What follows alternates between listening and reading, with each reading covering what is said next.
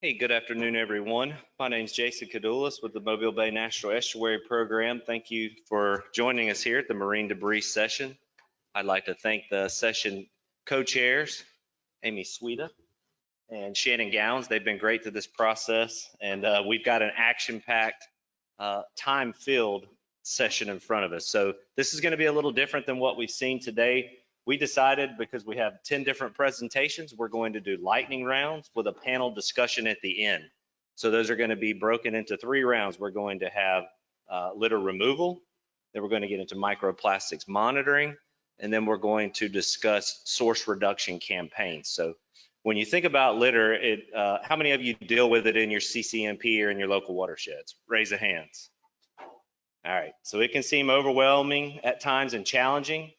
And so that first round is going to discuss some of the technologies and strategies that we're using to remove that, being reactive in this. And then those other sessions are going to talk about how we're becoming more proactive in this situation. We're able to start tackling litter, hopefully before it gets into our waterways. So I'm going to turn it over.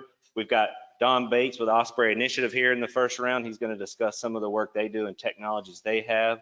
Kelly Barfoot is not with us today. She's with the Mobile Bay National Estuary Program, and she's going to talk about some of the GIS and litter abatement strategies that we've done in our home watershed. And then we've got Joe Whalen with the Tampa Bay Estuary Program talking about their comprehensive litter abatement strategy. So, Don, we'll turn it over to the film. It's taped. Say Don, go for 30 minutes. My name is Don Bates. I'm the owner of Osprey Initiative. We're a firm that specializes in enhancing and protecting urban waterways throughout now the southeast eastern United States. So we'd like to tell the story about our water, what it means to us, and how we got our start. So we're excited to present to this panel. We love the NEP process, and really our start was with the Mobile Bay National Estuary Program, working with visionary folks inside that group. Started a concept of a project, and today we work with 2 other estuary programs, and really enjoy being a part of the long-term scientific-based protection of our waterways and estuaries. Currently, we're in 11 states, 30 watersheds. Gear goes in and out of the water, but that's our footprint that we're currently working in. And we have 4 or 5 more states that we have proposals in the works, and hopefully going to be expanding all the way out west to California and Arizona. So that's in the work, and an active project right now proposed in Canada and Mexico also. So built around building tactical, cost-effective solutions that can be implemented at a local level is what we do. And pretty excited. We've started our business 5 years ago, and today, really 3 years hardcore, this is where we are. So to do that, folks really want to focus on traps, and we feel that there's a lot more that goes into the trap world. And so as part of our process, we have 7 divisions of how we chase work and do our job. And so with from planning to data collection, we think has been the missing part in a lot of the litter work. That leads to building tactical implementable plans that can lead to litter collection devices, but also good old tactical cleanups done smartly with a strategy in mind have been very successful for our group. And with that has also led into specialty materials handling. We're a big fan of recycling. We also are a big fan of active recycling, not hopeful recycling. So when you see our numbers and what we do from a recycling standpoint, we know we can divert it from a landfill, but also divert it from litter in our waterways, where so much of this litter is conveyed via stormwater, that as long as we can get that material back in that stream, well, we can do it. So we have specialty agreements. We're actually able to recycle almost 30% by volume of the material we collect, even if it's been out in nature a little while and it's a little dirty. And we do that by partnering with the actual the final destination of that material, get their approval so the local MRF can actually accept the material if it's going to their facilities. And all of this work, and it's been very successful, different pieces of it leads into education and working with the students to really change behaviors at the upstream. So everything should lead to programmatic change, smart change, and effective change. And then on top of that, we have just kind of become a niche firm for working around the water. It's complex to have crews and gear in the water, and we love coming up with adaptable solutions. And so one of our neat projects is dealing with invasive species with the Mobile Bay National Estuary Program, dealing with the invasive Amazonian apple snail. And so they're just kind of weird little problems, but we love helping figure out, what we need to do to go after that. So while so much work is focused on let's go buy a litter trap, all of these pieces are incorporated into the actual plan that some of this may already be going on in your communities. And so a big part of all this, and why we really enjoy working with estuary programs, is these are what we call the 5 keys to a successful project. And so all projects have to start with vision, and the estuary programs are uniquely qualified to help develop these visions. That lets projects go on and minor setbacks become part of the vision. So the next piece are city and counties, the people that actually own the water, and federal government. They have to be brought into the discussion because they have ultimate responsibilities that might not seem important to us, but at the end of the day, they have a pretty strong responsibility on conveying stormwater. And so those folks have to be brought in. The engagement side is a huge part. That's where estuary programs play a tremendous role, but also the nonprofits, the different riverkeeper organizations. We call that the group of Who Cares About the Water group. They're just an invaluable tool for communication, commitment to the vision, and they usually have a pretty strong voice in these areas. So where we come in is the long-term maintenance. That's usually an area that's not thought of when people are designing and thinking about putting out a litter trap, or whatever that process might be. And that's where our firm has jumped in, and we can provide that long-term maintenance. And then funding, so building the vision. With the right vision, the funding can come through multiple sources, whether it's grants, private companies, or hard budget from the cities and the counties that own the water. So building all that together can really create all 5 of those areas have to have engagement and action to really do a long-term successful project. And so to date, these are our totals. Realize this debris is separate from this. So this is 145,000 pounds of floatables for the most part. So that's going to be potentially styrofoam, aluminum cans, a few glass bottles, single-use plastics, recyclable plastics, whatever that is. And then we also record volume. So that's 65,000 yards of material. So that's just dozens of trash trucks that they had backed up and dumped into that water.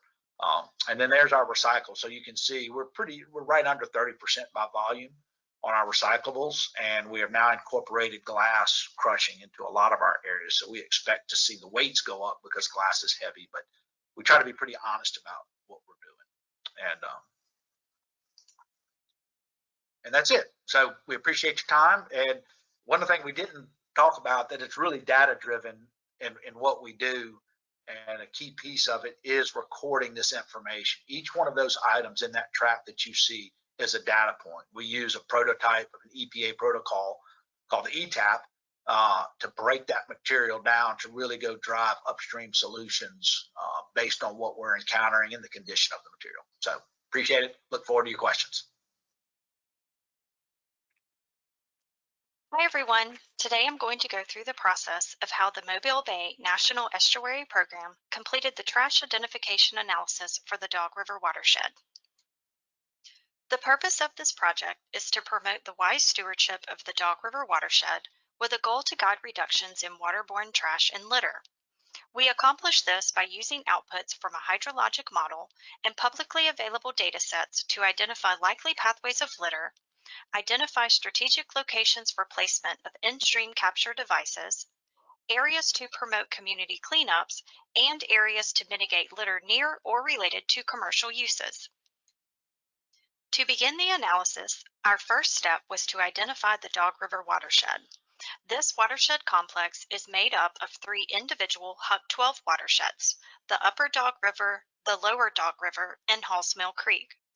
This complex is about 60,000 acres with 174 miles of streams and waterways and drains approximately 90 square miles. Because this complex is so large, we incorporated the U.S. Geological Survey catchment systems. A catchment system is a smaller drainage area within a larger drainage area, or a watershed. This not only helped to make this analysis more manageable for us, but also for our end user. We then added the National Land Cover Dataset and extracted the urban areas. NLCD classifies urban into 3 categories: low intensity, medium intensity, and high intensity developed. Low intensity is the pink shade you see on the map, and that typically represents single-family housing areas. The medium intensity is represented by the bright red shade, and that is typically made up of mostly constructed materials such as asphalt or concrete. And the dark shade of red are high-intensity areas, which represent industrial or commercial units, such as a shopping center. This watershed complex is mostly developed at 60.4%. Our next step was to incorporate the outputs from a recently completed hydrologic model. A hydrologic model simulates how water moves through a system, taking into account various factors such as elevation and the topography of the land. The blue puddles you see on this map represent an output where water accumulates or pools at a depth of 2 inches or greater during a 6-inch rain event. Using this output along with the land use land cover data, we identified areas for further assessment. Prior to this analysis, 6 litter getter devices were installed in the Upper Dog River watershed. We analyzed the litter getter ETAP data to see how much litter was being collected, what type of litter, and the condition of the litter. As we furthered this analysis using this data, it was not recommended to move or discontinue the use of these 6 devices, but rather keep them installed as the data proved they are properly working and in the correct location. Where litter getters were not installed, we conducted field surveys at sites where water accumulation or pooling intersected medium or high intensity developed areas. Field surveys included the site condition, predominant litter type found, predominant litter condition, and whether the site was suitable for installation of an in-stream capture device. Based on our analysis, 10 target catchments were identified for either installation of additional litter getter devices, community or professional cleanup events, or the increased use of city resources such as street sweeping, increased enforcement, or incentives for on-site litter mitigation.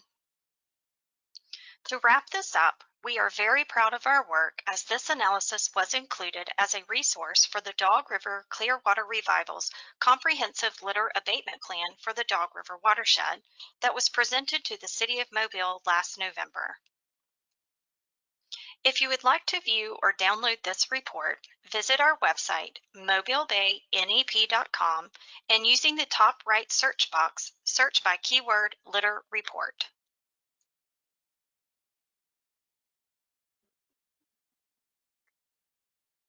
Good afternoon, everyone. My name is Joe Whalen, and I am the Science Communication Designer and Creator with the Tampa Bay Estuary Program, which I will refer to as TBEP.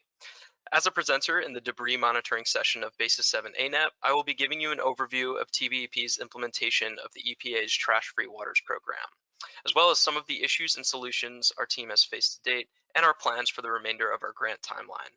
As a brief bit of context, the EPA's Trash-Free Waters Program is an effort aimed at reducing the volume of trash entering our waters by working with partners to implement collaborative solutions that target land-based sources. In June of 2020, TBEP was awarded funding for the implementation of our grant and developed a timeline that staged out our efforts through August 2023. While TBEP was identified as the project lead, this grant includes a partnership with the Mobile Bay National Estuary Program, leaning on the lessons they've learned through their own trash-free waters implementation and assisting our program with the technical and outreach components of this grant, including the development of a litter management plan template. The official title of this project is Expanding a Comprehensive Strategy to Create Trash-Free Waters Across the Gulf of Mexico through a National Estuary Partnership. The primary goals of this project were to directly remove trash from 2 estuaries of national significance in the Gulf of Mexico, expand the use of marine debris removal technologies and ETAP data collection efforts, and directly engage communities and businesses in trash removal activities. The project's objectives and tasks included the installation and maintenance of 12 marine debris collection devices. These include 3 litter getters, 4 sea bins, and 5 water goats, which you can see illustrated below. Additionally, our tasks included ETAP data assessments and technology exchanges, the development of business and community marine debris management and policy initiatives, a community litter management plan and reduction template, the engagement of communities in removal activities, focused community surveys to elicit perspectives on marine debris sources and formulate informed messaging, a student capstone or intern project to assist in the development of a litter management plan, and finally, community outreach events and school presentations.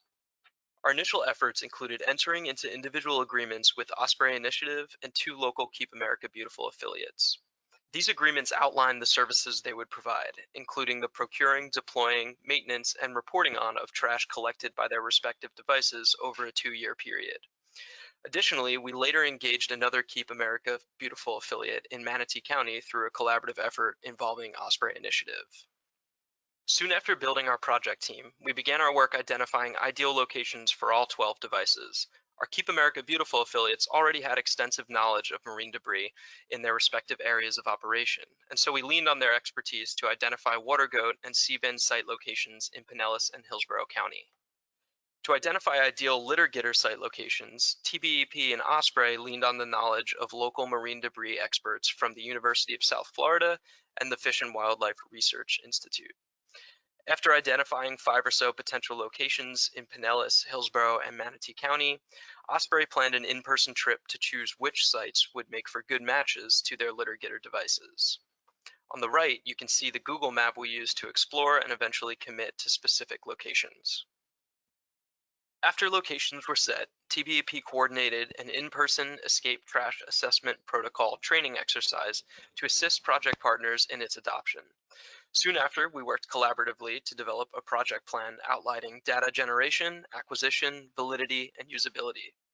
Additionally, quarterly meetings have been held to prepare our project partners for their required reporting and to just discuss any issues they faced throughout the duration of the previous quarter. As with the implementation of any new project, our team dealt with various issues along the way.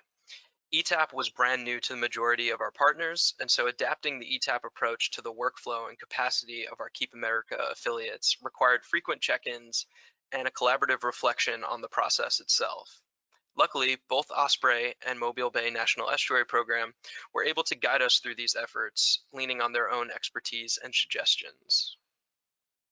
Another issue we ran into has to do with the sea bin device. Our project partners responsible for the deployment and maintenance of our sea bin devices have experienced persisting issues ever since their initial deployments in 2020.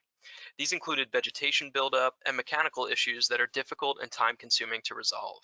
The size and weight of these devices also made it particularly difficult for any one person to resolve an issue, even one that doesn't require the services of the device's manufacturers. This resulted in frequent relocations of our sea bins, with many of them not actively collecting trash for long periods of time. Moving forward, we have considered removing these devices and replacing them with alternative debris capture options. We also experienced a bit of the not in my backyard phenomenon, specifically in the case of one of our water goats, as it was met with resistance from a Pinellas County homeowner who was unhappy with the device's tendency to trap vegetation, specifically duckweed.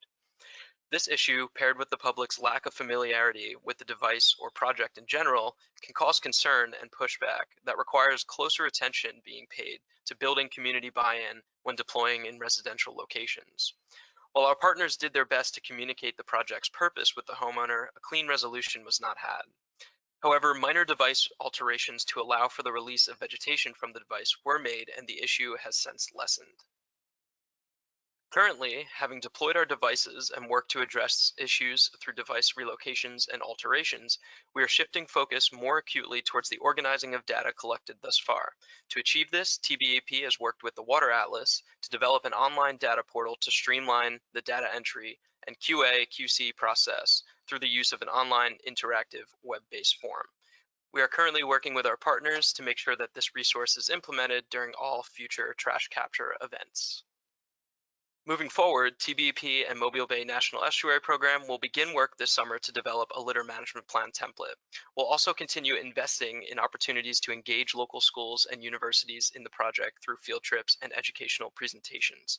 Additionally, we have a Trash-Free Waters Rodeo planned for this April. Thank you for your attention, and I would be happy to answer any questions whenever our session allows for it.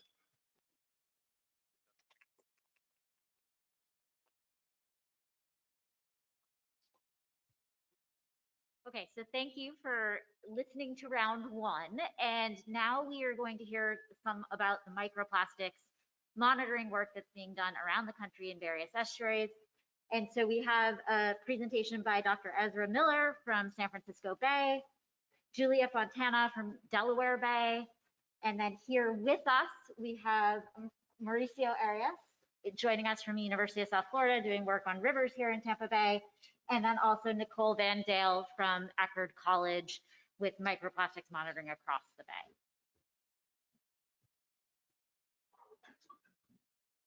Hi, my name is Ezra. I use the gender neutral pronouns ze, their, or they, them. And this presentation is on the San Francisco Estuary Institute's work in microplastics monitoring in San Francisco Bay. So before I get started, I would really quickly like to acknowledge the traditional ancestral unceded territory of the Ohlone people on which I am living, learning, and working today, and acknowledge the ancestors, elders, and relatives, and affirm their sovereign rights as First Peoples, and that they remain dedicated to the restoration of traditional knowledge and stewardship throughout the San Francisco Bay Area region. So the San Francisco Bay microplastic study is, you've probably heard of it if you are in the microplastics world. This was the first comprehensive regional study of microplastics, and we published our full gray literature report in 2019 and several other manuscripts starting in 2018. And this project was designed not only to understand the conditions of microplastics in San Francisco Bay, but also to improve microplastic monitoring methods in a variety of different environmental matrices. And also, we specifically wanted to share the findings widely, so I'm really excited to be talking about it today here. I want to thank all of our partners who helped fund this work. This was a $1 million study, and so especially the Gordon Bennett Moore Foundation. Thank you to all of these folks for making this possible. So in this study, what did we study? We monitored a variety of different environmental matrices, water, prey fish, sediment, and bivalves in the full San Francisco Bay, as well as water from the adjacent ocean. And then in addition to these environmental matrices, we also monitored 2 different pollution pathways for microplastics to potentially get into the bay. Wastewater, treated wastewater effluent, and stormwater runoff, which does not go through wastewater treatment systems in California. Obviously, I don't have time to talk about all of the results, but our full report is available on our website.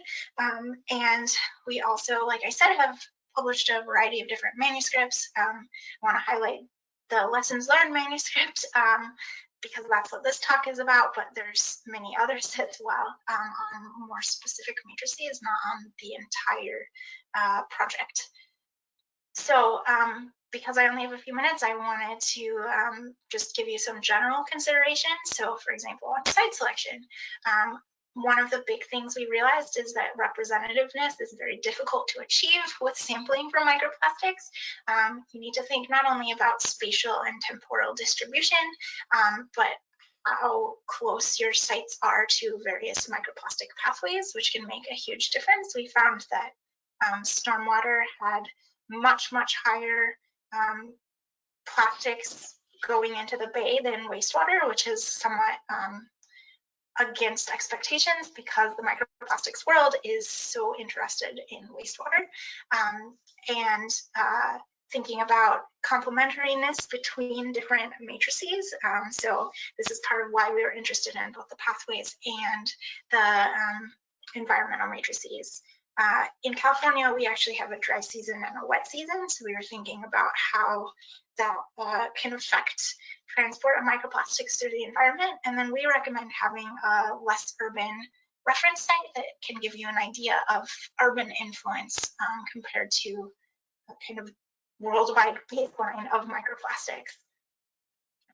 We also really recommend including feedback from various different perspectives as early on in the process as you can. So for example, we, as part of this project, included some modeling of how microplastics move through the bay and are transported out of the bay into the ocean.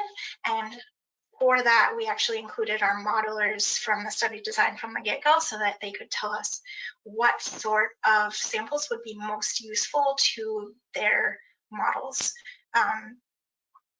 I also recommend thinking about ease of access.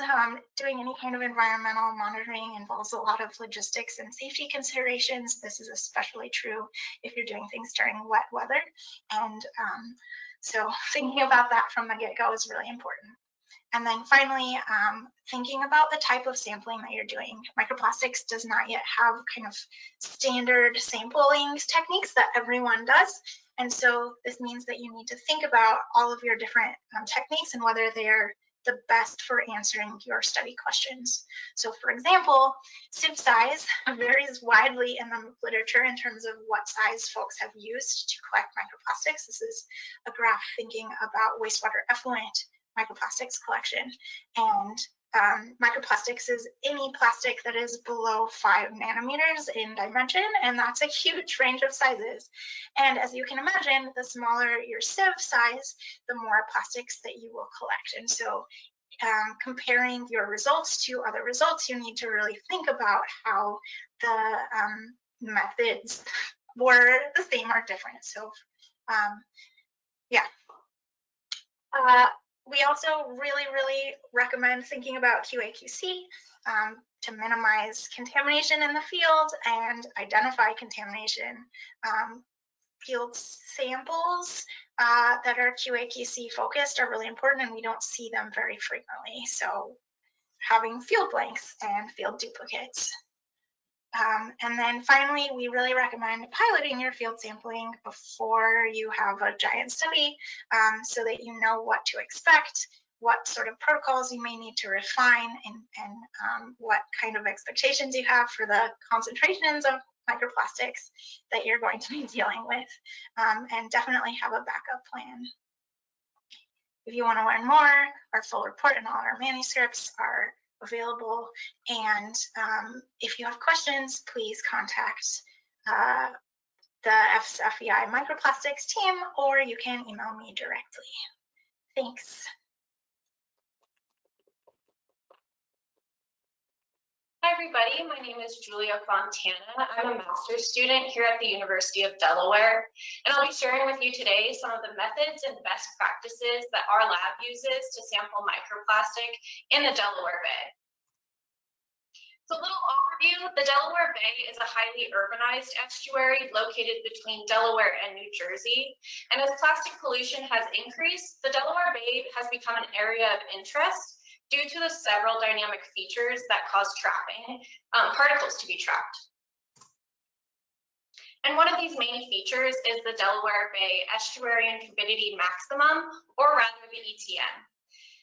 Due to the pronounced salt wedge within the estuary, the particles become trapped throughout the water column, and we typically find it within this yellow box just north of the mouth of the river. I'll be spending much of my time today talking about this region, but there are a few others, such as tidelines and shorelines. I won't be going into much detail, but here's a snapshot of a hydrodynamic model run showing the particle aggregations falling towards the New Jersey coastline here with that white particle, and the red concentrations being highest along that shoreline and along this feature here known as a tide line. And during my presentation, I'll be giving you an overview of our microplastic sampling workflow, which can be divided into 3 steps, which is sampling, processing, and identification. So first here on the sampling side of things, we start with a CTD cast that goes through the full water column. Then we'll deploy our Tucker trawl net, which is outfitted with 3 nets on it, each with its own flow meter mounted on the mouth of the net, and a real-time CTD shown here that we can use to get real-time depth. We also use a 200 micron mesh, but can use a 100 micron mesh depending on the sampling type. And we use this opening and closing mechanism shown by the second picture here that can open our nets at discrete depth. And we do this at dynamic features such as the ETM to target the surface, the mid-water, and the deep water. After we take these samples, we will preserve the samples in glass jars with 4% formaldehyde. After this, we also collect water grabs, and that can either be with a 6-liter rosette and to sample at discrete depths throughout the water, or just at the surface, and that's when we use a 5-liter pitcher and manually grab the water. All of this gets rinsed onto a 44 micron mesh and stored for later identification. So to process our samples after using the Tucker trawl, we use one of 2 methods, which is either the wet peroxide oxidation, which uses a 1-to-1 ratio of a 0.05 molar solution of iron to a 30% hydrogen peroxide solution. But we have since started to phase that out in favor of the 10% KOH methods, which entails using 10% potassium hydroxide, incubating at 60 degrees C for 24 hours.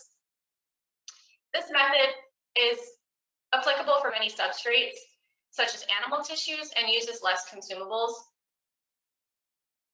And after we digest our samples, we density separate them. And for this, we either use sodium chloride or sodium iodide to increase the density. And so we've used a multitude of combinations of these 2 compounds for the best results of this step, but have found that doing two 24-hour density separations ends up with the best result overall, no matter the compound. And so once we complete these density separations, they get poured onto a micron Nitex mesh and are stored for identification. Once we get to this step, which is the last, we differentiate our terminology. And so we'll use particles as manually identified material assumed to be plastic, and plastic for STIR confirmed material with a polymer identification. And so first here, we'll manually identify the particles and characterize the type, such as beads, fibers, or fragments, and we'll follow this up with FTIR identification. To do this, we use a low E slide on reflectance mode, but we may refer to the macro ATR for our instrument that our instrument has for larger material or material that we have trouble with. The instrument we use is a Perkin-Elmer Spotlight 200 micro FTIR, and it does have some drawbacks as it's a slow process, and the instrument is incapable of successfully scanning a whole array of particles, as opposed to we do have to manually do a point reference for each piece. So here's a few results that we have. I'm showing you the concentration of plastic along the Delaware ETM salinity gradient, with the concentration of plastic denoted by the size of the bubbles overlaid with the salinity gradient, going from upriver, this purple color, to downriver of a yellow, which is higher salinity. And with depth on the y-axis, the surface waters are shown on the top with the water ascending down. As you can see, it's a variable distribution across the ETM gradient, and the plastic material is not uniformly distributed throughout the water column. We do see higher concentrations along that salt wedge here, and that highlights the importance of profiling the water column at these convergent boundaries. And here we have the microplastic concentration with depth, and the surface again is the very top of the y-axis here. We see that the surface contains the highest concentration of plastic overall, with fragments being the most dominant with these blue bars, followed by fibers. Beads we do find deeper. Lastly here, these are the results of the FTIR identification. We see that fragments we're finding a dominance of polyethylene and polypropylene, with fibers as polyester, polypropylene, and rayon, and beads are predominantly polystyrene. To wrap us up here, our lab also focuses on other areas of microplastic debris. Namely, we are doing terrestrial hotspot modeling using GIS, fate and transport of debris throughout the Delaware Bay using hydrodynamic modeling, as well as some physiological impacts, such as metabolism, body burdens, and laboratory exposure. Thank you so much for your time today. Hi everyone, my name is Mauricio Arias. I'm an assistant professor in the Department of Civil and Environmental Engineering at the University of South Florida. Here in the photo is Charlotte Haberstroh, who's the co-author and key researcher of this study that I'm going to be talking about today. So we looked at plastic pollution transport in urban rivers. Our work was guided by two research questions. The first one, how do hydrodynamics, flow conditions, and particle properties guide plastic transport across and along rivers? And second, how do urban development and river flow drive plastic release and transport? For the purpose of this presentation, I'm going to focus on the Hillsborough River that travels through the city of Tampa into Tampa Bay. We sampled during 18 months along these three locations that we picked strategically to get a gradient of development along the city. So the upstream location, this is really at the boundary, northern boundary of the city. As you can see, north of this location, there is very little development. The middle location, this is, if you're familiar with Tampa, this is right at Sulphur Springs, where I-275 crosses the Hillsborough River. So this is getting to more kind of urbanized setting. And then finally, downtown, this location is right between the Strat Center and Julian Beeling Park, the core of downtown Tampa. What do we do at each of these locations? With our canoe, we travel across the river and we sample at three different locations, left bank, middle, and then right bank. In the middle, we actually did vertical sampling at three different locations. At each of these locations, we placed these Newston net with a sieve size of 500 microns perpendicular to the flow. We waited for 15 minutes and then we collected everything that we got at the end of the sample of each location. As important as collecting plastics is actually collecting good water flow information. And to do this, we used an acoustic Doppler current profiler that tells us the profile of velocities throughout the entire cross section. And then once you integrate all these velocities, you can get a very accurate estimate of river discharge. Once we collected the samples, we took them to the lab, we sorted them, we took all the organic matter, fish, and other creatures out of the samples. Then we classified the plastic based on three different size categories, and we weighted them based on these categories. We also did a image analysis using ImageJ. And then finally, we use a Raman microscope to detect the type of polymer of the different particles. So this is a really technique that allows us to identify, whether each particle was, was made out of polystyrene, polypropylene, or any combination of all kinds of different materials. Okay, we ended up with a number of different variables, 6 different plastic variables, and a number of other hydrological data that we analyzed and found statistical relationships amongst.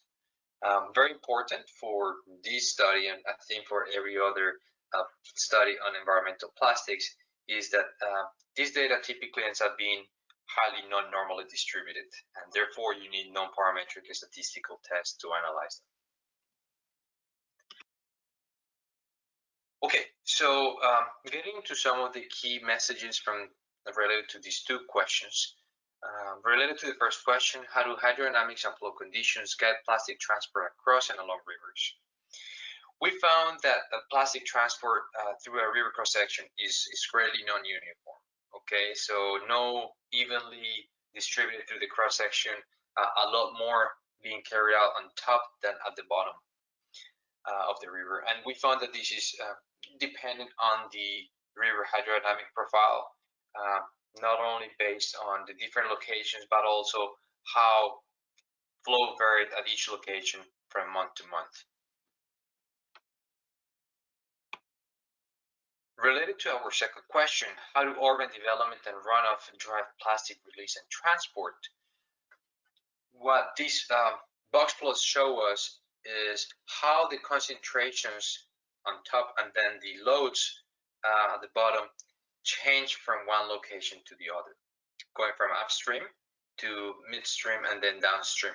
And as you can see here very clearly is that there was a pretty clear, highly statistical significant difference between the concentrations in terms of counts and mass, and then the loads, also in terms of counts and mass.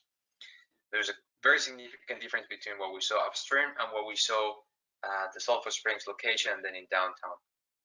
Okay, not so much difference between Sulphur Springs and downtown, really kind of depending on the time of the year. But definitely both of those were much larger than what we saw upstream. Well, I don't have that much time to talk about this study, but we do have 3 publications that were published in 2020 and last year. I invite you all to read them. If you don't have access to them, please send me an email and I'll be more than happy to share them with you. Well, thank you very much for your attention. Hopefully we'll have some more time for discussion. I'll also like to thank all of those that were part of this work, mainly Charlotte, but then all of the others that helped us throughout this really cool journey. Thank you very much, and I'll talk to you later.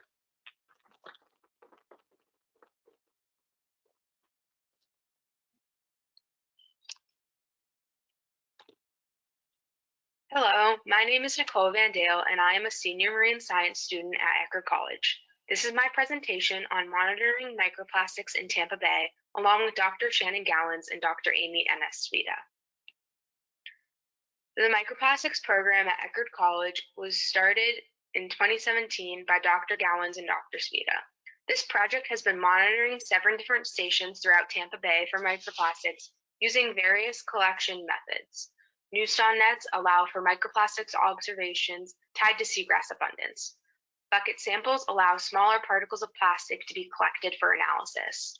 Sediment samples can be processed to examine microplastic contained in sediment. And finally, samples from manatees and copepods allow us to examine the amount of plastic present in large and small grazers of Tampa Bay. All of these different sampling methods allow us to efficiently quantify microplastic particles throughout the estuary and examine their ecological impacts. Tampa Bay is a highly productive estuary system located on the Gulf Coast of Florida. It contains a lot of natural diversity and an abundance of different ecosystems. As previously mentioned, this monitoring program largely focuses on 7 different stations within the bay: Boca Ciega Bay, Egmont Key, near the Skyway Bridge, off of Pinellas Point, off of the MacDill Air Force Base, Old Tampa Bay, and Hillsborough Bay. The first sampling method we use involves a net tow. We tow a 1,000 micron Newston net for 15 minutes at 2 knots at each station, with triplicates at Boca Ciega Bay and Pinellas Point stations. Once the net tow is complete, we spray down the net into cod ends, making sure to be thorough and collect all potential microplastics and seagrass. In the lab, all of the seagrass is stripped and sprayed down with milky water. The water is then filtered through a 20 micron and 212 micron sieve and allowed to settle in beakers for further processing. The seagrass is dried and weighed to compare microplastic concentrations. The next sampling method we use is discrete bucket sampling. Bucket samples are taken using clean 20-liter buckets off the side of the boat at each station, with replicates at Boca Ciega Bay and Pinellas Point. Contamination is reduced as much as possible. Back in the lab, these samples are sieved through 20 and 212 micron sieves and allowed to settle in beakers for further processing. In response to high variation and 1,000 micron net tow in discrete bucket samples taken bi-monthly at the 7 stations across the bay, we started high-frequency sampling in January 2019 and have since done about 5 rounds. This sampling was from 8 a.m. to 8 p.m. bi-hourly for 2 consecutive days of 3 consecutive weeks. By keeping the location the same off the edge of the pier near Eckerd College Galbraith Marine Science Laboratory, microplastic concentrations are able to be compared with environmental factors like tide, wind, and precipitation to examine variation in plastic concentrations on a finer scale. This monitoring project has also looked at microplastics in sediment. Sediment samples were collected in September cruises using a Petit Ponar sampler. In the lab, microplastics were separated from the sediment using an elutriation column.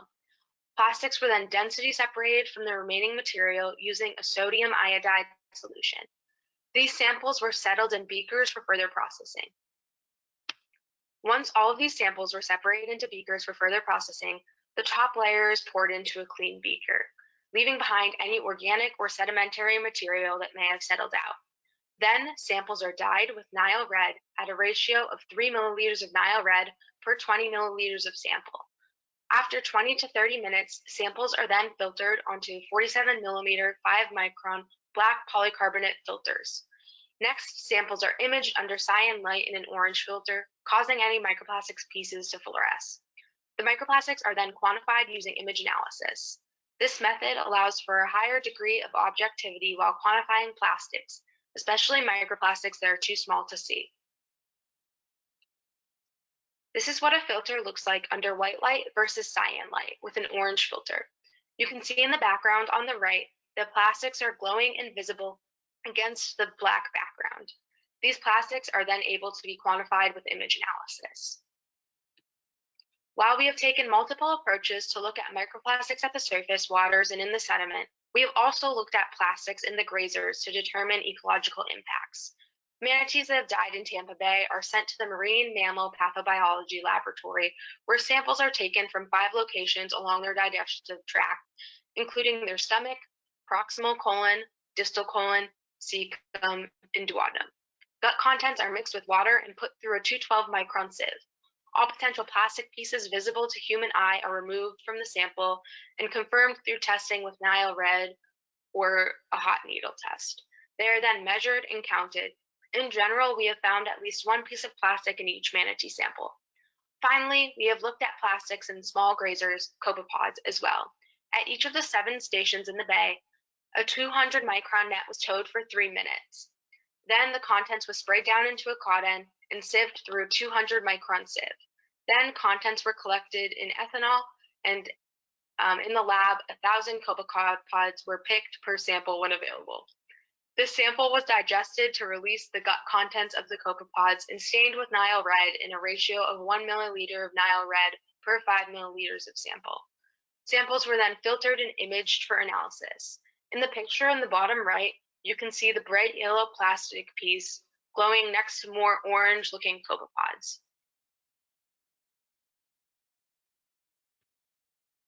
We would like to thank the project's funding agencies, the Tampa Bay Environmental Restoration Fund, and the Hillsborough County Pollution Recovery Fund. Please reach out with any questions you may have. Good afternoon. My name is Matt. In recognition of how hard it is to deal with the plastics and the litter once they get out into the watershed and especially out into the bay, what we also wanted to look at is strategies for reducing our plastic impact and our trash that's entering into the estuary system. So with us today is Madison Blanchard from Mobile Bay, who's going to be talking about approaches with restaurants. We also have Trisha Schrank from Eckerd College looking at how College campuses can reduce their plastic use, and Holly Minicello is, along with her colleagues at University of North Florida and also Eckerd College, are going to be talking about how we can look at behavior modification. And at the end of that, we'll open it up for questions. And our remote presenters are also here to be able to answer questions as well, not just those of us standing here on the stage. I'm Blanchard. I'm a project coordinator at the Mobile Bay National Estuary Program, and today I'll be sharing activities and results from the Ditch the Disposables program being implemented by Mobile Bay NEP throughout Mobile County. Let's start with some background info. The 3 Mile Creek Watershed Management Plan was published by MBNEP in 2014, with one of the plan objectives being to reduce the amount of trash in its waterways by 75%. In 2017, MBNEP was awarded an EPA Gulf of Mexico program grant, which funded the deployment of 10 litter getter trash collection devices at strategically located stormwater outfalls in the 3 Mile Creek watershed, as well as data collection on items being caught in the litter getters. Our partners on the grant, Osprey Initiative, collected data and characterized each piece of trash that was caught in the litter getters throughout the year when it became clear that styrofoam and single-use plastics were the biggest challenges, accounting for over 30% of what had been collected at that time. The data also told us that these styrofoam and single-use plastic items were products being sold at convenience stores and local restaurants. The final objective of the grant was to implement an alternative packaging incentive program targeting local businesses. This objective, along with the identification of styrofoam and single-use plastics as the most prevalent litter items, is how the Ditch the Disposables program began. The purpose of the Ditch the Disposables program is to improve water quality, and the main goal is to reduce the waste stream at its source by changing behavior around the use of styrofoam and single-use plastics. And MBNEP is working to accomplish that goal by determining customer preferences around the elimination of single-use plastic food packaging, raising awareness around negative impacts caused by single-use litter items, educating community members and business owners about sustainable products and practices, and providing locally owned businesses with incentives to switch to sustainable packaging alternatives. We first began working on Ditch the Disposables in 2019, and once we got our game plan together, we needed to identify a local business to partner with. We selected restaurants to engage based on a certain criteria.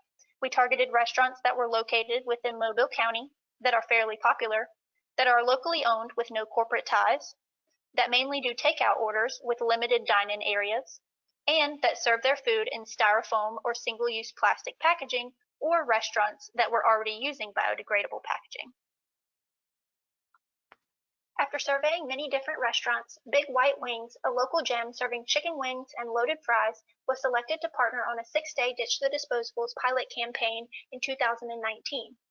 In 2021, 3 additional restaurants were selected to partner on campaigns lasting 2 days each.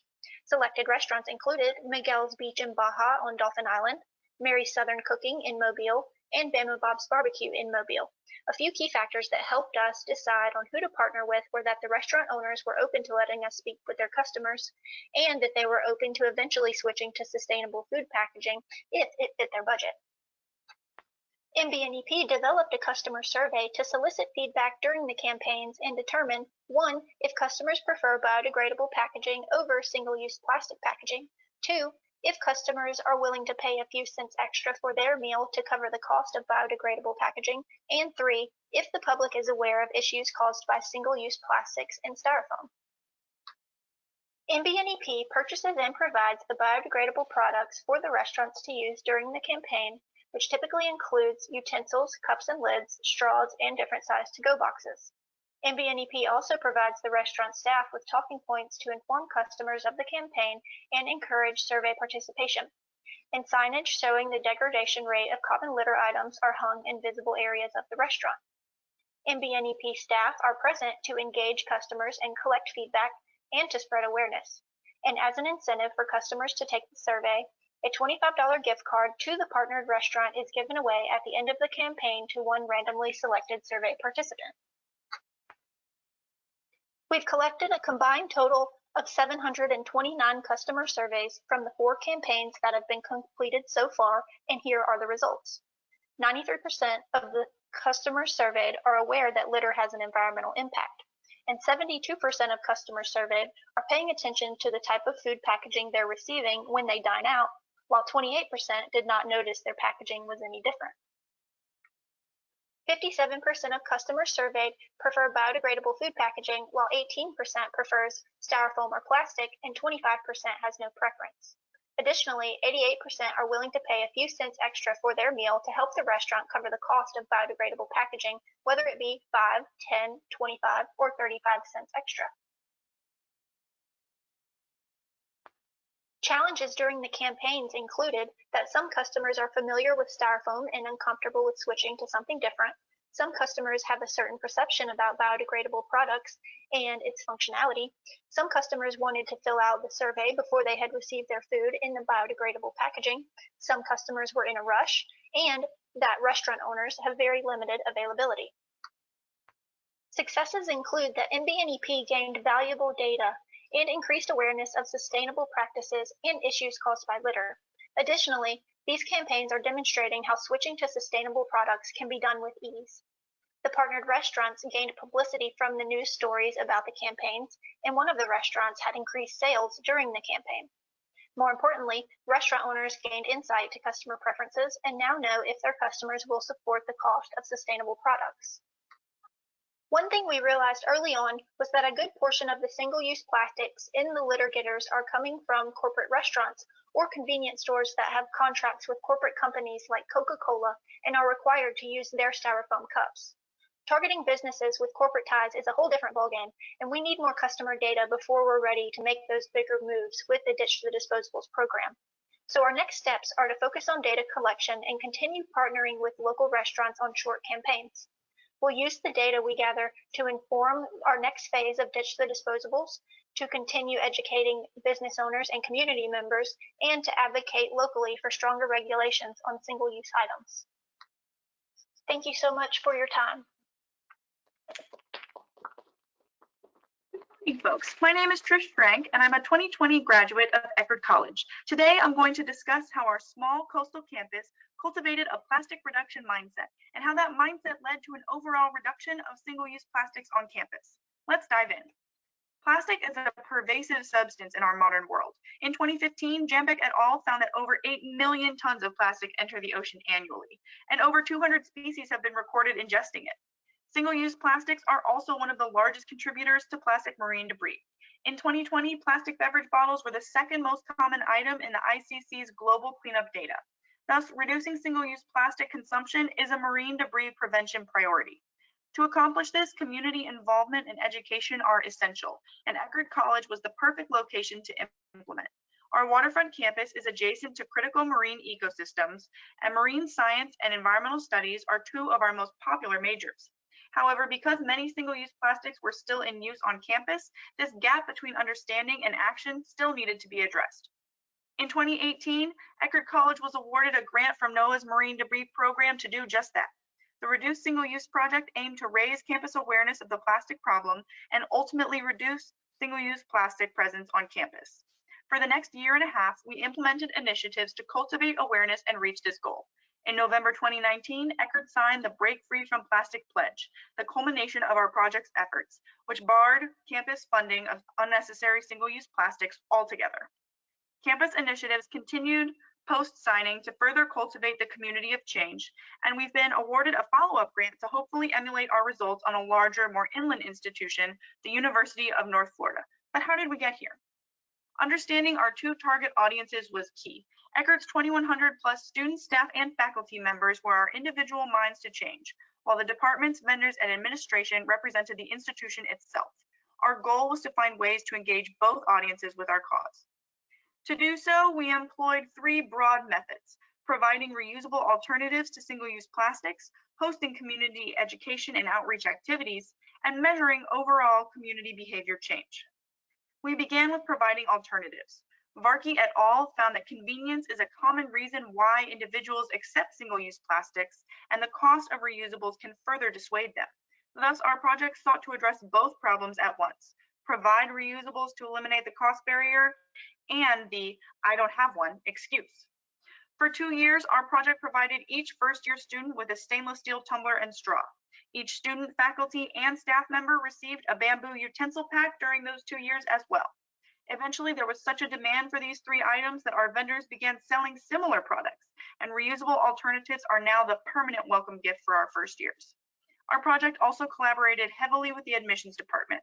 During the 2016-2017 academic year, admissions provided over 4,600 water bottles and 800 rain ponchos to visiting families, all of which were plastic and single use. Through extensive meetings, we replaced the plastic water bottles with metal bottles, and the ponchos became a set of reusable umbrellas. Next, we looked to engage a wide swath of learning styles in our education and outreach activities. Our first activities were in traditional academic settings. During our 3 short-term courses, 63 students learned about the plastic problem in the classroom while also partaking in immersive field trips, reduction challenges, and beach cleanups along the way. We hosted 2 plastic experts, Dr. Carol Lavender Law and PhD student Kennedy Buki, who both gave formal plastic-centric lectures, as well as 2 informal dine and discuss events to over 140 students and faculty members. Both the courses and conversations engaged people who prefer lecture and discussion-based learning. Our next activities, however, were more untraditional. We hosted 4 DIY workshops for students to make reusable alternatives to single-use plastics, including beeswax wraps, t-shirt bags, and more, as well as hosting a plastic-centric art show in which 21 students created 19 art pieces made of or inspired by single-use plastics. These 5 fun events drew over 900 community members to them, and they were designed to inspire the creative, hands-on learning folks. Another successful activity was our monthly cleanup program, which drew over 600 students over the course of the project. At these 15 cleanups, students gathered, recorded, sorted, and weighed debris they collected from campus, and then discussed the impacts of our findings with the group. These cleanups targeted hands-on learners and showed neutral-leaning students just how much plastic debris there was on campus. Our final method was to track behavior changes in our target audiences. Through monthly observations of high-use plastic areas, we identified where single-use plastics were provided by the college, what types of plastics they were, and whether the usage was decreasing over time. Through these observations, we helped the campus pub and bookstore completely phase out single-use plastic cups, utensils, and bags from their locations, items that had previously been their most prolific sources of single-use plastics. We used campus surveys to identify problematic plastics outside of the observation locations. And while our plastic reduction challenges helped participants identify those problematic items for themselves. Finally, policy changes were the culmination of our efforts. While vendor and department changes kickstarted institutional reductions, the signing of the Break Free from Plastic Pledge truly impacted the entire campus because unnecessary single-use plastics were no longer funded by the college, and passive individuals had no other option but to get on board. In short, we found all 3 methods to be important. Providing alternatives removed cost and convenience barriers. Education and outreach events activated large, diverse portions of our community, and measured behavior change provided clear targets for institutional policy changes. And while it's clear institutional policy changes have the furthest reach, they don't happen on their own. Many departments and vendors were skeptical about making such dramatic changes to their operations, especially the campus administration. But the community developed a collective consciousness of the plastic problem, and the call for action became impossible to ignore. The groundswell of support, catalyzed by education and outreach initiatives, is what led to the overall reduction of single-use plastics on Eckerd's campus. Thank you very much for your time.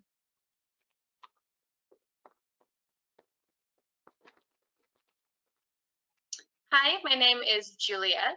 I am presenting alongside Holly. We are going to be talking to you today about our study, Challenging Single-Use Plastic Behavior, pilot study. So, as you all are aware, there are several damaging environmental implications from plastic use and improper disposal. Over time, we have seen that the plastic continues to accumulate in our oceans and along our shorelines, and this has raised governmental concerns of marine plastic debris, initiating programs such as the National Marine Debris Program, Ocean Cleanup Project, and Marine Cleanup. Through our project, we are aiming to approach the use of single-use plastics and improper disposal through implementing a plastic use tracking app designed to incorporate behavior change theory. Our study focuses on the theory of planned behavior, which is an extension of the theory of reasoned action theorized in 1985 by Ike Ashton. The theory of planned behavior links beliefs to behavior through the pathway, including intentions, attitudes, subjective norms, and perceived behavioral control. Intentions are the motivational influences that make individuals more likely to engage in a behavior. Subjective norms are the set of beliefs that approve or disapprove of a behavior based on societal standards. Behavioral control is the perception an individual has about the level of difficulty a behavior has. And attitude is the degree to which a person evaluates a behavior as being favorable. So as depicted by this model, behavior is preceded by intention, meaning that a person will act out a behavior after they have the intention to do so. So intention to perform a behavior is influenced by the individual's attitude towards that behavior, if they believe that others want them to engage in that behavior, and if they believe that they can easily perform that behavior. So the purpose of our pilot study is to test the behavioral survey and validate the reduced single-use app that will be used in our larger study. We distributed a behavioral survey in line with the theory of planned behavior to measure theory of planned behavior constructs. In our survey, we asked questions such as, I intend to reduce my use of blank over the next week, with answers ranging from 1 being very unlikely to 7 being very likely. So for our pilot study, there was no control group, and all students were asked to use the app to see how it worked and to see if there were any kinks, and to see how the behavioral model worked in predicting behavior. In our larger study, we will be implementing the methods used in this pilot study for our treatment group, while providing our control group with only surveys and without the app intervention. The larger study will be conducted over 3 school semesters, and participants will have the opportunity to receive an incentive of $25 worth of Amazon gift cards. Our pilot data were collected from 47 students enrolled in classes over the summer at the University of North Florida, with ages ranging from 18 to 38 years old. Students were asked to download the Reduce Single-Use app to record their use and refusal of plastic items during a week-long challenge that was aimed to reduce overall plastic consumption. After the plastic challenge app, participants completed an online survey. Participants were asked to download the Reduce Single-Use app, which allowed them to track their single-use plastic consumption of different items, including straws, takeout containers, wrappers, cups, lids, bags, utensils, and bottles. Participants received daily reminders in the morning from the app focused around the theory of planned behavior constructs, and they received daily reminders in the evening from the app to record their single-use plastic consumption and refusal for that day. Our main areas of interest that were measured throughout the survey are intentions, subjective norms, attitudes, and perceived behavioral control. In addition, the surveys assess single-use plastic consumption and knowledge. The picture displayed here is an example of one of our survey questions for measuring subjective norms. We have similar types of questions for all of the other variables within our model as well. The results of the exploratory regression analyses on data from the survey indicated that the theory of planned behavior model was significant in predicting single-use plastic intentions. Additionally, though underpowered, this provides initial evidence that subjective norms significantly affected participants' intentions towards single-use plastics. Participants reported highest levels of consumption for masks and highest levels of refusals for plastic bottles. Additionally, the plastic use reports from the app correlated strongly with the self-reported plastic use from the survey, providing evidence of convergent validity for the app. Based on these results, we were able to adjust our method to ensure more accurate results in the future. So when considering the effectiveness of our app, we've determined that it is too early to tell whether it has significant effects on the reduction of plastic consumption. Since conducting our pilot study, we have completed the first wave of our larger study at both UNF and ECHD. Moving forward with our larger study, we will be able to determine the effectiveness of the Plastic Challenge app, and additionally, we will be able to measure plastic knowledge use plastic knowledge, usage, and theoretical behavior constructs, and their ability to predict plastic refusal by comparing control and treatment groups. Thank you.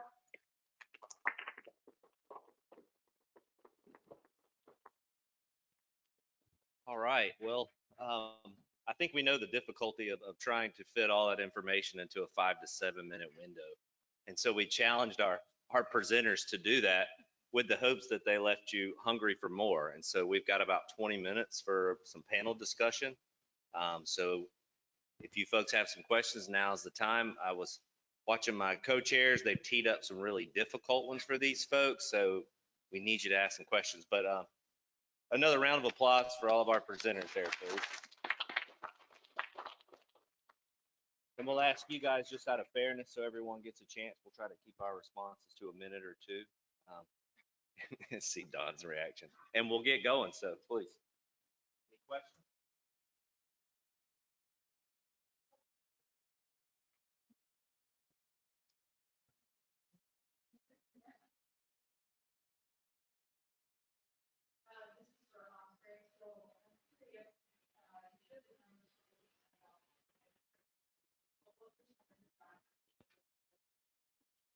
One 100%.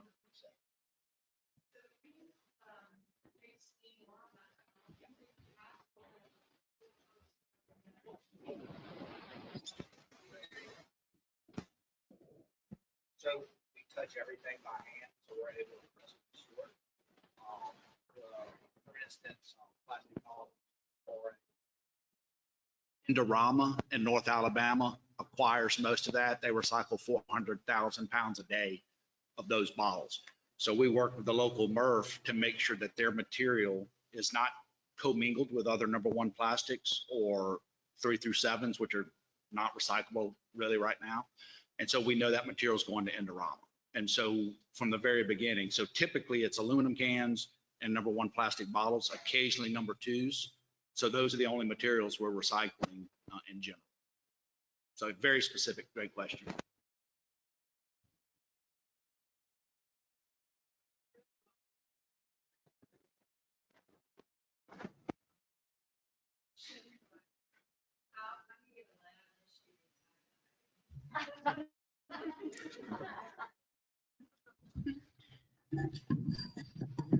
We just got plain lab coats and dyed them ourselves.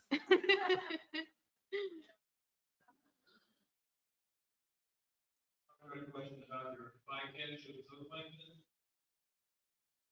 Especially in your filter. Yeah. Which toe are you referring to, the copepod toe or the overall 1,000 micron net toe? Just in general, really. Okay, yeah. So for the 1,000 micron toes, we don't get a lot of plankton since the mesh size is pretty large. In the resettling process, where we let everything settle out, a lot of the organic material will actually settle out to the bottom, and then we can take the plastics that float to the top, since we're sampling surface waters, and quantify those. In our smaller copepod samples, we tow with a 200 micron net, so that does get all of the plankton, and that can have a lot of different kinds of plankton, but by picking out copepods under a microscope, we're able to isolate those specifically.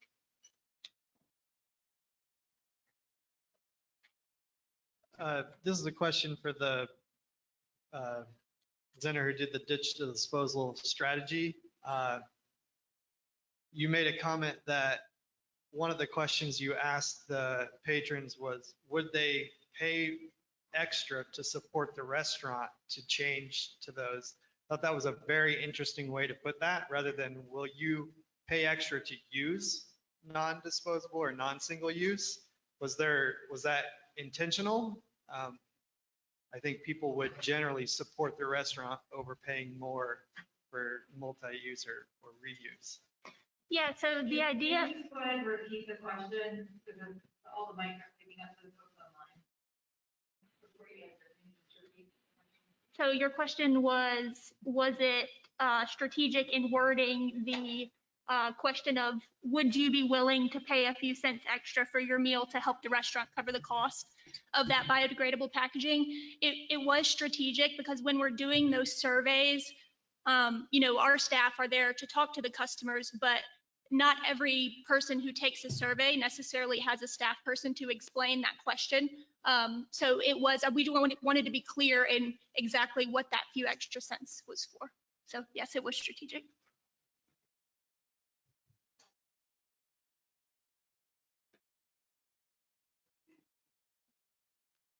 Hi, I was curious about the spatial distribution patterns you've been seeing for microplastics in the 7 sampling locations that you have. Were you seeing any increases around the river mouths relating to Dr. Arias's work with the flow from Hillsborough River?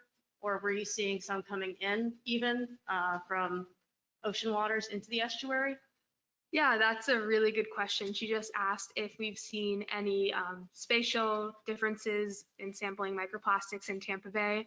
Right now, we're really seeing high degrees of variation, which is why we are trying to investigate microplastics in Tampa Bay on a finer scale as well.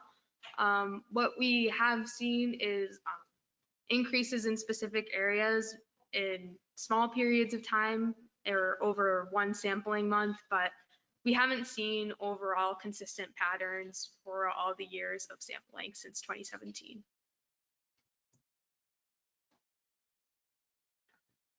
My question is for the Osprey trash collectors. Did you see an issue with fish or wildlife getting stuck in some of those trash collectors? And if so, how did you deal with those issues, or how did you mediate that problem? Yeah, the question was any impacts to wildlife for the deployment of the litter getters. So our original project, that question came up, and through other issues besides just wildlife, were required to get construction permits through the Corps of Engineers.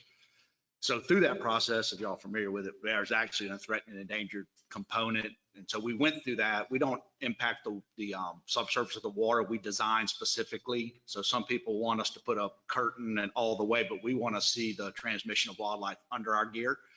And so that was an issue. The guy with Fish and Wildlife came out. A lot of the areas we work in, we have incised channels. And so we've lost a lot of basking habitat for turtles.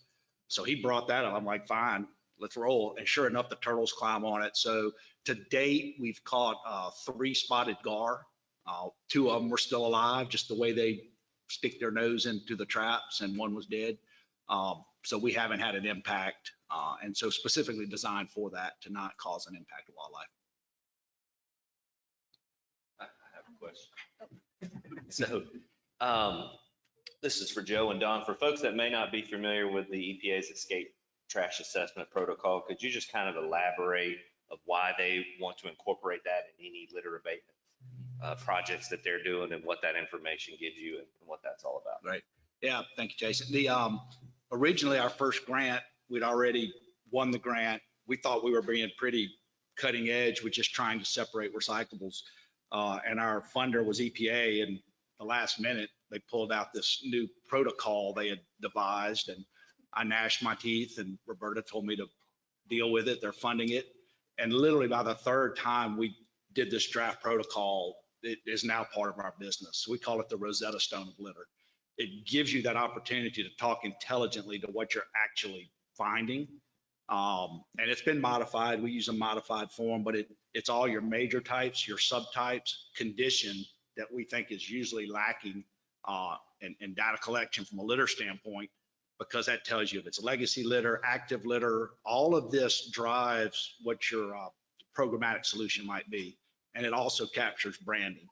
And some of our clients, we actually work for some private clients that names are often put, their funding, they're wanting to go get this product, and they haven't tried to hide their names. And so being able to really describe what you're finding, we also think is, everybody's talking about single-use plastics, but by looking at that, you can actually start deciding which ones are the quickest to degrade. Everybody likes the biodegradable, but actually a dumpster of paper in a small, in a wet environment are going to cause a bigger issue to that area than plastics that are going to migrate. So looking at this stuff a little specifically, that data set, that ETAP data set is just a tremendous tool. And so currently, if we're doing a big cleanup, we do a 10% representative portion. We clean a trap out. Everything we do, we capture that data. And a lot of people are asking for that after the fact. It also helps with establishing baselines or your upstream, some of the ditch to disposables campaign. Now that you have a baseline of what was out there, as you make programmatic changes, you can actually track quantifiably, what the results are. So key part of what we're doing, we love it. And it's just, we really couldn't do our job or talk to people without having that specific information. I have a quick question. I believe it's for Trisha. I apologize if that's not the correct name, but regarding the policy changes that were achieved at Eckerd, that's a pretty hefty accomplishment. I know a lot of schools give a lot of pushback to vendor changes and policy changes. So I'm just curious if you could talk to the challenges you face with that and how you actually achieved policy change on campus. Yeah, so the question was, how did we actually achieve policy change at Eckerd? And it was really a twofold kind of approach. So by also, at first we were trying to really just get the campus to be aware that single-use plastics were a problem and that it was something that we needed to be thinking about reducing. We have a Starbucks on campus, and so it was very common to see Starbucks cups walking around with people. We had single-use plastics in our dining areas too. And so it was about cultivating that campus awareness and then also coming at our administrative forces with a really collaborative approach. So we weren't trying to come from, we're trying to take away your single-use plastics. We were really looking to save our department's money as well as implementing these changes that would benefit our environment as well. So it really was a collaborative approach. That's how we were able to make that change. I had a question for Don. I'm encouraged to see that all of the efforts that are going into reducing plastics, but I'm a little discouraged by what's already there. And I like the idea of collecting and local programs, but is there anything truly scalable from Bay to Gulf to the Great Garbage Patch, is what's out there now just inescapably there for the rest of our lives and future generations? So I'm gonna give you my business card. Give us a project. I would say Mobile is a great example of, with the right vision, there's areas, if you attack the legacy, fight it upstream, we're seeing tremendous downstream results. Is that the final solution? No. Now we've moved it a little further up, pretty significant. I'd love to talk to you specifically about some of that afterwards, but as you move up and attack the litter closer to the source, you're improving the aesthetics of the downstream. We can't even get to water quality if we're waiting over the litter. So you're changing the perception locally with those successes. And in the city of Mobile, it's tremendous. The city's taken over some of this work that the Mobile Bay NEP envisioned. And we have videos of people that really sued the city 15 years ago now asking where the litter is at the end of the watershed. So it can be sustainable and scalable a little piece at a time. And if you do it right, it's not as large a problem as you might think. So we're pretty, that's what we do. That's what our business is, actually building scalable plans. You start with successes, watershed by watershed. We paint everything with such a broad brush. And so the process is breaking your water down into zones. Typically you say this creek is horribly littered. Well, what you might find out is a third of the litter, a third of the creek is actually littered. 2/3 are relatively pristine. And then what's the specific issue in that third? And we're starting to find, with the right vision, the right partners, it's really you can take the problem on and really do some large scale changes that aren't as big as you think.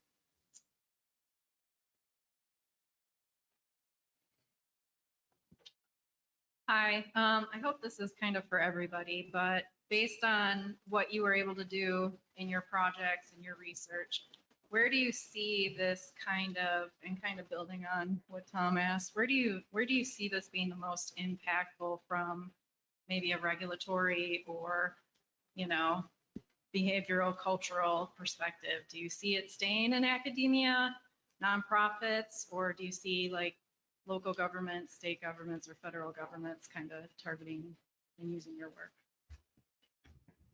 I'll just say that I think there's eventually going to be a 303D impairment for litter. And that's where this ETAP data is going to move to, is being able to, eventually get a TMDL maybe for this type of cleanup. So that's just my thought. I've seen a little momentum there, but we'll see if it happens in 10 years. So speaking about the Ditch the Disposables program, right now it's very much undertaken by our nonprofit, but as it gains momentum, I see it being implemented by, local governments, municipalities, and then taking on independently by local businesses who would reach out to initiate that process. If I can just add to that, I would hope that we can deal with the problem before it actually gets down to the waterways. I think initiatives like the one that you guys are doing at Eckerd, or the one that you're doing in restaurants, I think that should be the way to go. So if we could scale that up to, through not just, one small college or a couple of restaurants, but through entire cities, I think that would be the way to go. And that way we don't even have to go to TMDLs or, things are very, very complex to manage. On that note of trying to scale things up, Amy and I have just received an EPA grant to take that app that you saw in the last presentation. That was a prototype app, but we have now a grant to partner with the city of St. Petersburg to really build that app. And from an individual perspective who's a user of the app, it's trying to encourage people to use less plastic, try to find those alternatives and track what they're doing. And it's going to be gamified to try and have you compete against your friends and your family to see who can reduce more, is the kind of approach that we're looking at. But from the back end, and why that, part of what the city of St. Petersburg is interested in, and this could be scaled to any location, is it's also generating that data. So the city of St. Petersburg has a straw ban and a ban on the sale of styrofoam from users on city property. Unfortunately, in the state of Florida, we have a ban on bans on plastic, so they can't outright ban. But they're very interested in those sort of the data to see how those ordinances are working, and then also to see what's those next low-hanging fruits. So that's the kind of thing that we can build on, and we're hoping in about 6 months' time we're going to have that app ready to be released out for anybody in both the Android and iPhone use. So that's one thing, and then it's designed. We're hoping to design it to be globally used, although the EPA grant that we're focusing on at this point is really looking at some of that data right from City of St. Petersburg at this point. And just to add 2 cents, stay positive. We've been 2 years of getting preached at on whatever side you're on. And a lot of the folks we work with, they want to see a positive approach to this. A lot of the solutions, games, make it exciting because, we're working in certain communities that food desert issues trump single-use plastic issues, and so a lot of times we're coming, I hate, y'all know, most of y'all know me, we can't put our values on other folks when they may be dealing with something a little more stressful in their day-to-day than did they recycle today. And so those things aren't going, but I can tell you some of the clients that we're working with, they've changed, whether it's market-based or they care, doesn't matter to us. Let's get the materials out and go reusable. And a pretty major brand, I'm not going to, they're getting ready to change some of their packaging colors to make it more recyclable. And folks in marketing understand when you've spent 100 years creating a brand that's a pretty worldwide known brand, and to change some of that to make your product more recyclable and reusable, that's the voices are happening, and staying positive with those folks. So we call it kind of the turtle syndrome. He's sticking his head out. Let's not hit him in the head quite yet, because they're starting to see, and I think it's also generational changing, and they're seeing it as something they have to do.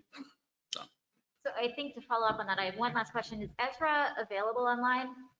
I am available, and I wanted to actually really quickly address the previous question, if that was all right. Sure. Just to say that California is sort of leading the nation and in some ways the world in terms of managing and regulating microplastics. And a lot of that work has come out of seeing our results in San Francisco Bay. So if you're interested in how a lot of these things apply to microplastics, I would look towards California.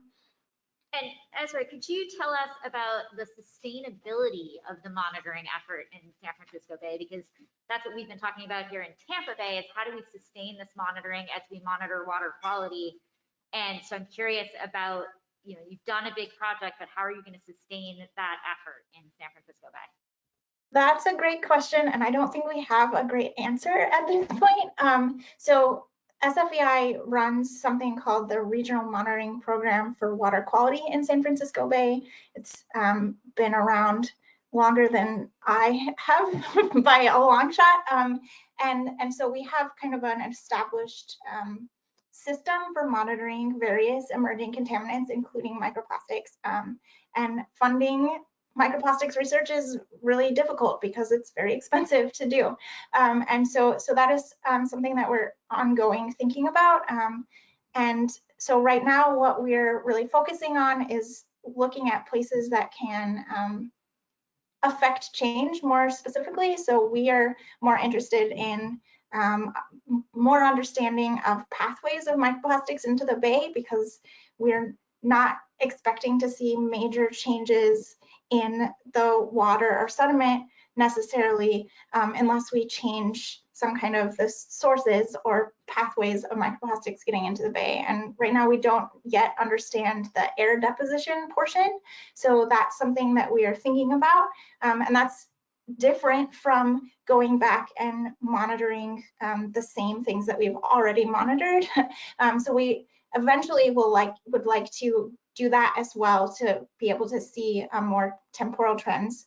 But for the moment, we don't have the funding and resources to do $1 million study every few years. So we are trying to choose our battles, and choose what is going to make the biggest difference. And right now, what we think is going to make the biggest difference is giving us more understanding of how microplastics are reaching the bay, not just from stormwater runoff and wastewater, but also from other sources like air deposition. Great, thank you very much. And thank you everybody for joining us for this session.